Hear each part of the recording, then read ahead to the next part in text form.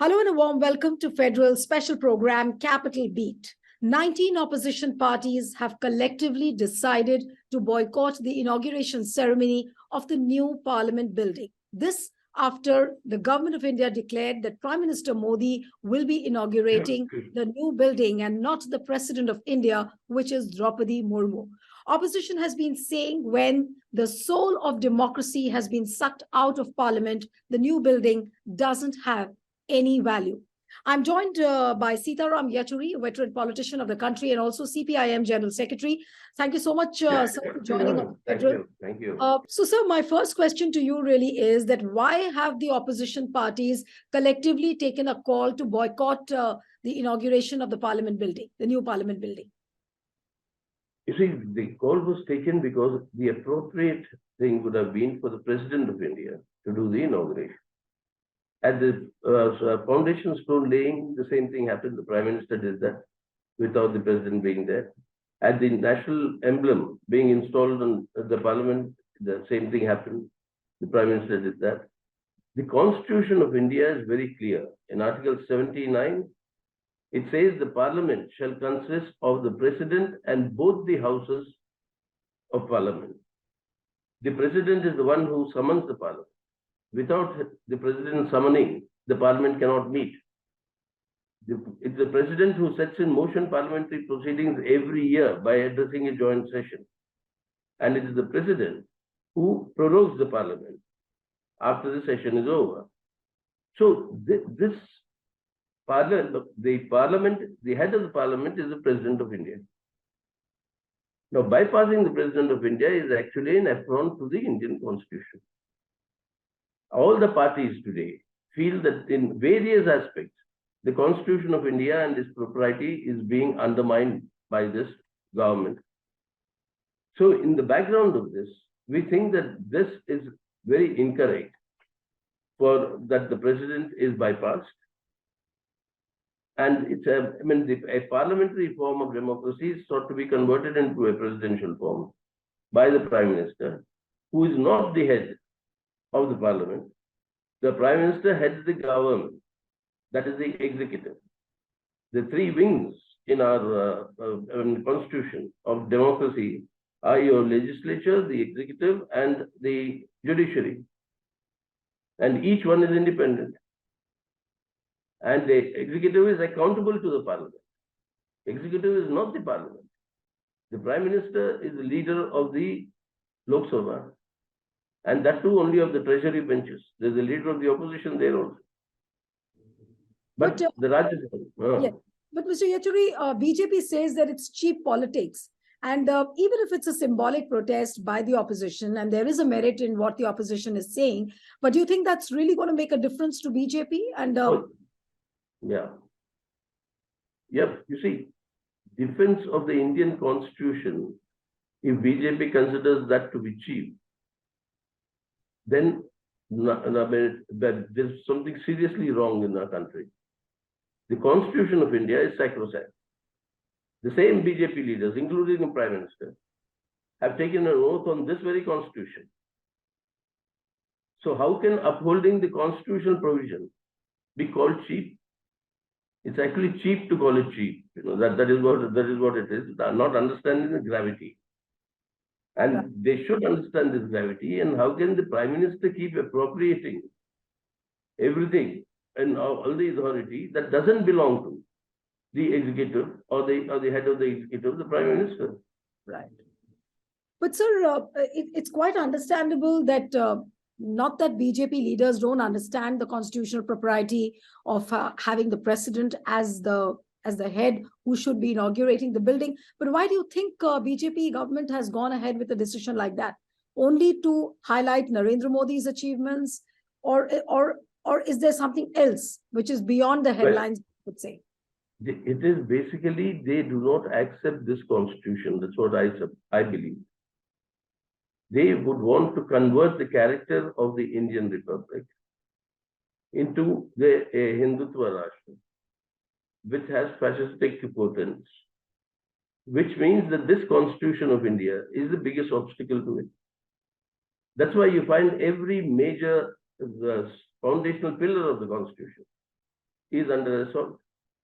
Secular democracy, your economic sovereignty, your social justice, and federalism. These are the four foundational pillars of our constitution. Each one of them is being assaulted. And this is part of that assault. And apart from it, of course, the projection of Prime Minister, which is the singular preoccupation of this government's work at the moment. And I must say, I'm very sorry to say this, but ably assisted by vast sections of the media. This sort of a projection. So, well, that is their preoccupation at the moment. But what they're doing is actually undermining the constitutional provisions. But how do you make this situation understandable for the government? Except for registering a protest, which is, of course, going to be symbolic. I don't think the BJP government is going to change their decision and bring President Murmu at all. So what can the opposition do at this point of time, except for registering this protest? No, continue the protest and also resist these attacks on the Indian Constitution. The opposition will have to, this is symbolic in the sense of one function. But then we go to the people and we tell them that how this is being undermined. And that is being done. You saw what happened in Karnataka recently. That is being done. Eventually, it is in the battlefield of the people. But the government obviously will say that, look, all the political holders were sent an invite. They rejected it, and government will again go back to their basic narrative of saying that, look, these are people who are anti-India. Parliament is a pride. Already the Godi media channels have started talking about this fact that, the parliament is a pride, and look at the way the opposition is opposing it. Now, what will the opposition do then, sir? What is the opposition opposing? Opposition is opposing the violation of the Constitution of India. Is there a question of the parliament and any offense against the parliament? Was the opposition consulted when this new building was to be constructed? Was the opposition even asked about anything concerning the new building or the facilities there? Now they are posting. There's no consultation whatsoever. Everything is done unilaterally. And then, it's an absurd allegation to say that the opposition doesn't respect the parliament. On the contrary, this is the only ruling party that I am known in my life, including being more than a decade in parliament, of the ruling party disrupting the proceedings of the House. This is the only, under this government, is the only time I remember something like this happening. So they are disrespecting parliament. Yes, sir. But sir, Mr. Yechury, now that the opposition will not be part of the inauguration ceremony of the new building, what kind of a moral position will the political parties take up, say, for example, in the coming session or whenever the building is ready and it will start functioning as the new parliament? How will the opposition really be? Will the opposition parties take a seat, or will they refuse to do that? There are still large questions on that as well. Why should anybody refuse to take their seat in parliament? The point is, what we are saying is that this method and what you are trying to appropriate the entire authority in the country into your hands and violating the constitution. That protest will continue even inside the parliament. That will happen even inside the parliament. Right. But Mr. Yechury, when for a government which really doesn't care too much about the constitutional protocols, constitutional propriety, and you yourself said that they're trying to change the constitution of the Republic of India, except for registering the protest, what are the other options before the opposition parties really? Well, ensuring that they don't continue to lead the government. That is the main thing. It's because they're controlling the government that they're able to misuse that authority in actually undermining the Indian Constitution. That's why electorally defeating them is very, very important in order to save the character of the Indian Republic. So for a government, I was asking that for a government which doesn't care too much about the constitutional propriety, it doesn't believe, and you yourself said that they're trying to change the constitution. What are the options before the opposition parties except to register your protest? Well, the main option before the opposition parties that in order to safeguard the Indian constitution, safeguard democracy in our country, and not move towards an autocracy, which is what the current government is taking us, it is essential to ensure that the BJP does not control the reins of the government and state power. It is by this control that they are undermining that very constitution that brought them to this position. Right. So that is where defeating them electorally is important, and that is where the Karnataka result is also very important. But Mr. Yechury, we see a situation where the opposition is very clearly saying that the Prime Minister is trying to insult the President by not inviting her to the ceremony. Now, if you talk about the President so far has not said anything on the invite. There's a complete silence from her end. Do you think that, in situations like these, the President also can intervene to remind the Prime Minister of the responsibilities? Well, the President can, and I don't know whether what the President has done.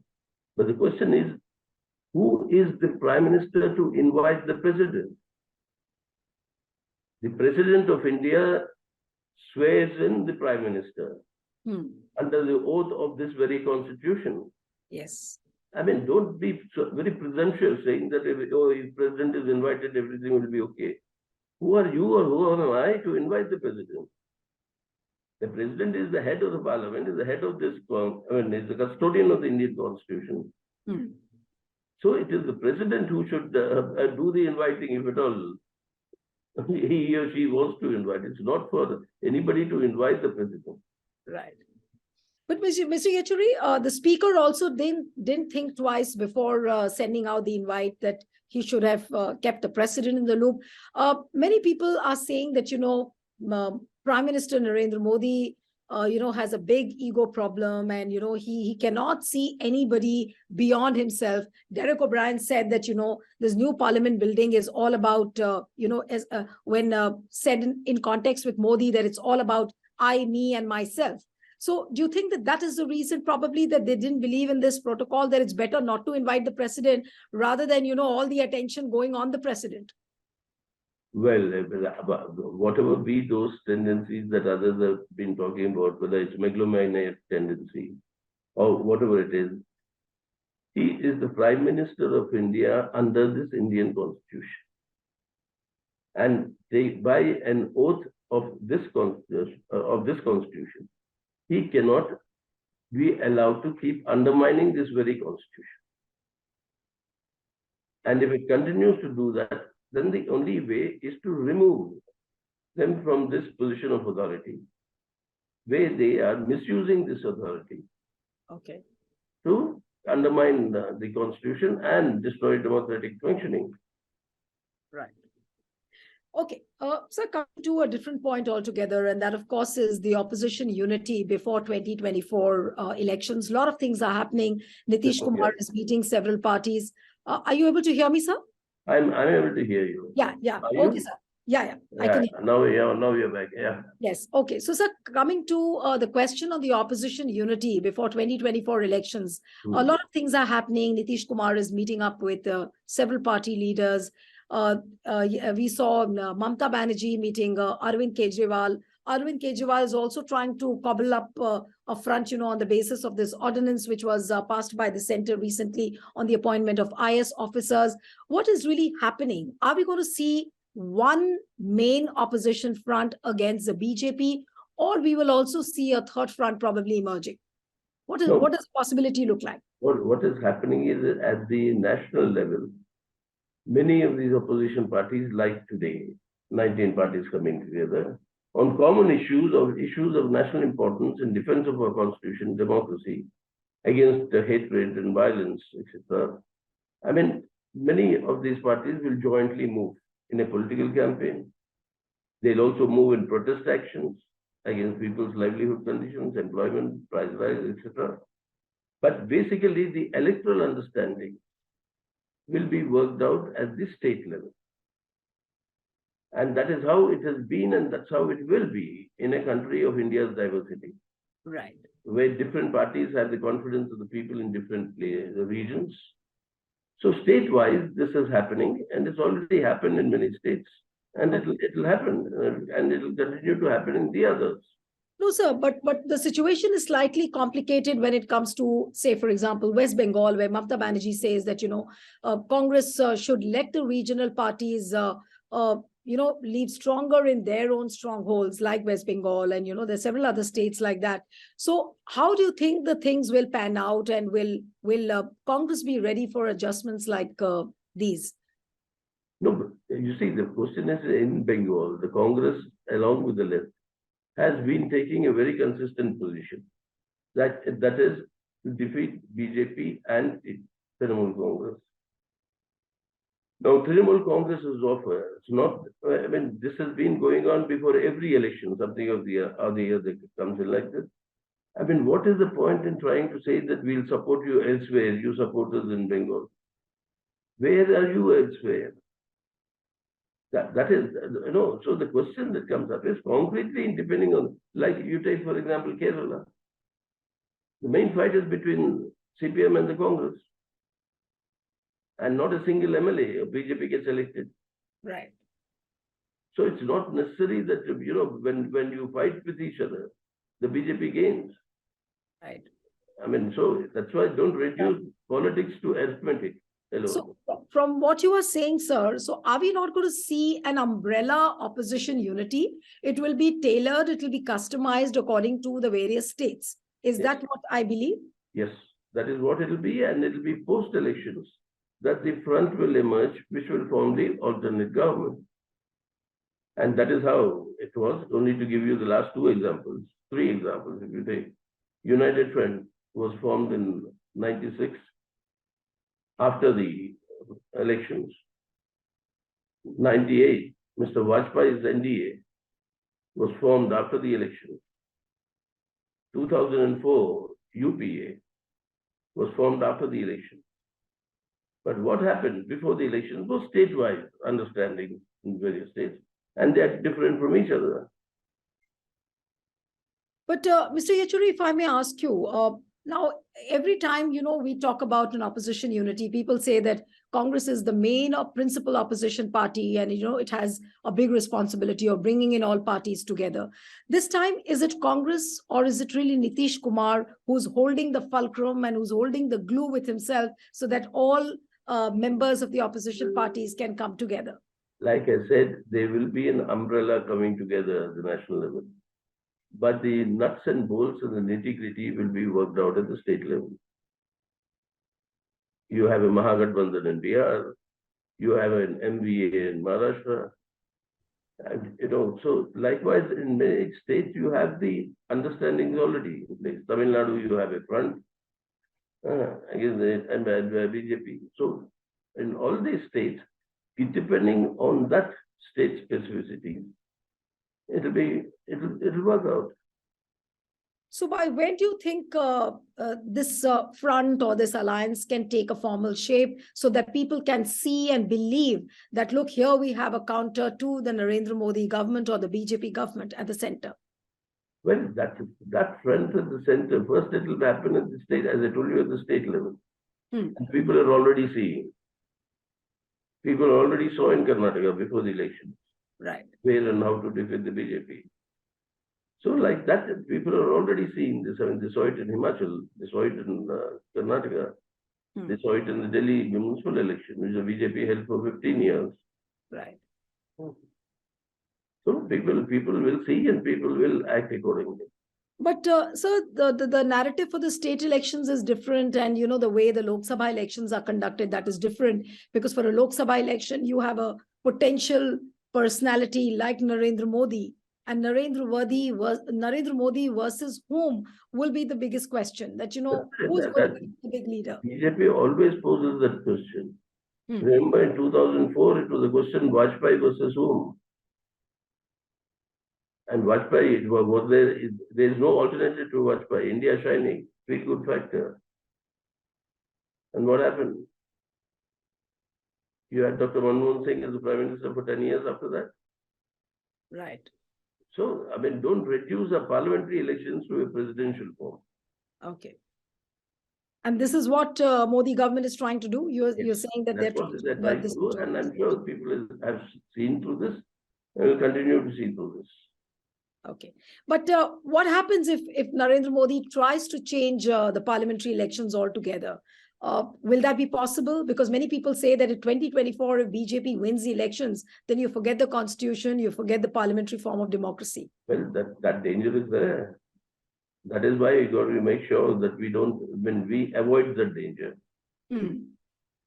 After that, it'll be a regular fight against fascism. Right. With fascistic trends, as it goes.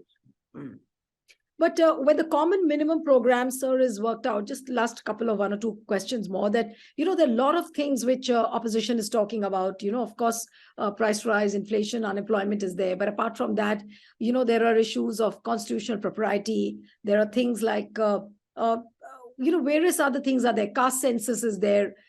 Social engineering, how opposition is going to do. Now, is that all going to be included as part of the common minimum program? Or is it going to be like, one cannot understand really what shape the common minimum program will take right now? Yeah, that shape will actually emerge again post-election.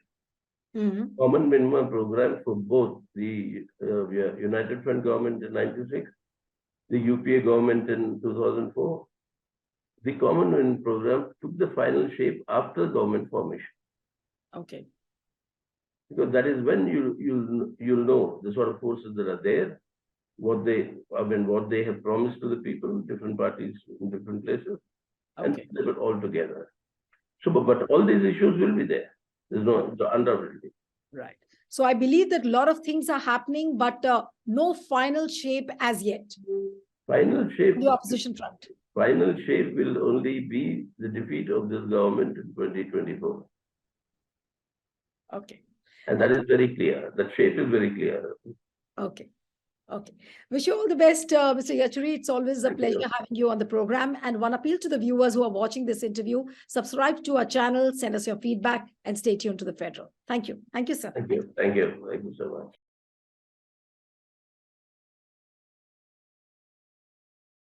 Subscribe to the Federal's YouTube page for more news and updates.